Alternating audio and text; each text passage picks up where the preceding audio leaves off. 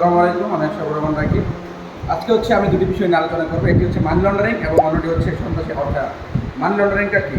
মানি লন্ডারিংটা আসলে সাধারণভাবে অবৈধ উপায়ে অর্জিত কোনো অর্থ বৈধতা প্রদান করার যে প্রক্রিয়া, এটাকে মানি লন্ডারিং বলা হয়। তো বাংলাদেশ মানি লন্ডারিং প্রতিরোধ আইন করা হয়েছে 2012 সালে এবং 2015 সালে সংশোধন করা হয়েছে। এই মানি লন্ডারিং প্রতিরোধ বিধি 2013 সালের এবং 2019 সালে সংশোধিত সহ আমরা একটু এখন আলোচনা করব। একটা হচ্ছে প্রথম যে এজেন্ডা, সেটা হচ্ছে অপরাধের সাথে জড়িত অর্থ বা সম্পত্তি জেনে ও বুঝে অবৈধভাবে নিচের বর্ণনা অনুসারে অত্যন্ত রূপান্তর বা স্থানান্তর করা। যেমন অপরাধ লব্ধ আয়ের অবৈধ প্রকৃতি, উচ্চ অবস্থার মালিকানা ও নিয়ন্ত্রণ গোপন রাখা, অথবা সংঘটিত অপরাধে জড়িত কোনো ব্যক্তির বিরুদ্ধে আইনগত ব্যবস্থা গ্রহণ হতে রক্ষায় উদ্দেশ্য সহায়তা করা। 2 নম্বরটা হচ্ছে জেনে শুনে অপরাধলব্ধ আয়ের অবৈধ উৎস গোপন বা আড়াল করার উদ্দেশ্যে এর হস্তান্তর বা বিদেশ থেকে অপরাধলব্ধ আয় বাংলাদেশে নিয়ে আসা। 3 নম্বর হচ্ছে কোনো আর্থিক লেনদেন এমনভাবে করা বা করার চেষ্টা করা যাতে আইনের অধীনে রিপোর্ট করার প্রয়োজন হয় না। চতুর্থ হচ্ছে অপরাধ সংগঠনে প্রভাবিত করা বা সহায়তা করার ইচ্ছায় কোনো বৈধ বা অবৈধ সম্পত্তি স্থানান্তর বা হস্তান্তর করা।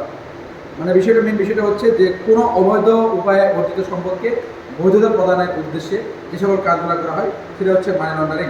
এবং সন্ত্রাসী অর্থায়ন, এই বিষয়টা হচ্ছে বৈধ বা অবৈধ উপায়ে সংগৃহীত যে অর্থগুলো আছে সেগুলো বিভিন্ন সন্ত্রাসী সংগঠন, যেমন পাহাড়ে অনেকগুলো সন্ত্রাসী সংগঠন রয়েছে এবং বাংলাদেশকে যারা অস্থিতিশীল করার মধ্যে যে সকল সন্ত্রাসী সংগঠন কাজ করছে তাদেরকে অর্থায়ন করা এবং দেশকে অস্থিতিশীল করে তোলা, এটা হচ্ছে সন্ত্রাসী অর্থায়ন।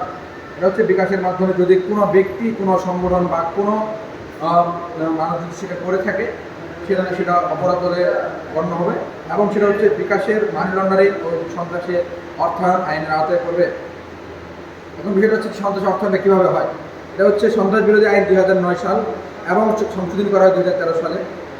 যে এটা হচ্ছে সেটা সন্ত্রাসী কাজে ব্যবহার করা হবে বা সন্ত্রাসী প্রতিষ্ঠান যে কোনো উদ্দেশ্যে ব্যবহার করবে অথবা ব্যবহার করতে পারে এ ধরনের ধারণা থাকে।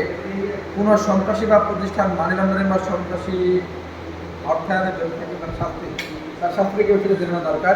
এটা হচ্ছে 2012 সালের আইনের ধারা 4 অনুযায়ী কোনো সত্তা বা কোনো ব্যক্তি মানি লন্ডারিং অপরাধ করিলে বা মানি লন্ডারিং অপরাধ সম্পন্নের চেষ্টা, সহায়তা বা ষড়যন্ত্র করলে তিনি অনূন্য 4 বছর এবং অনধিক 12 বছর পর্যন্ত কারাদণ্ডিত হইবেন। যেটা হচ্ছে কোনো ব্যক্তি যদি সন্ত্রাসী অর্থায়ন করে তাহলে সে সর্বনিম্ন 4 বছর এবং সর্বোচ্চ 12 বছর এই দণ্ডে দণ্ডিত হবেন,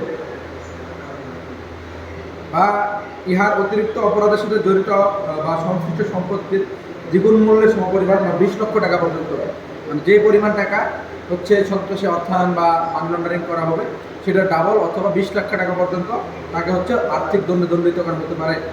সন্ত্রাস বিরোধী আইন 2013 সংশোধিত 7-4 ধারা অনুযায়ী ও 18 অনুযায়ী কোনো ব্যক্তি অপরাধ দোষী সাব্যস্ত হন, সরকার কোনো ব্যক্তি বা সত্তার সাংগঠনিক কাজে জড়িত হইয়াছে মর্মের যুক্তিসঙ্গত কারণের ভিত্তিতে সরকারি গেজেটের প্রজ্ঞাপন দ্বারা উক্ত ব্যক্তিকে তফসিল তালিকাভুক্ত করিতে পারিবে ও সত্যকে ঘোষণা ও তফসিল তালিকাভুক্ত করিতে যাহার অর্থদণ্ড আরোপ করা হইবে উহার সত্তার প্রধান চেয়ারম্যান ব্যবস্থা পরিচালক নির্বাহী এবং অন্যান্য যে কোনো অভিযোগ হোক না কেন অনূর্ধ্ব 20 বছর এবং ন্যূনতম 4 বছর সশ্রম কারাদণ্ডে দণ্ডিত হইবেন এবং তার দ্বিগুণ অর্থ অথবা 20 লক্ষ টাকা পরিমাণ অর্থদণ্ড আরোপ করা হইবে। আজকে এ পর্যন্তই। পরবর্তীতে আমরা আলোচনা করব মানি লন্ডারিং বিষয়ে।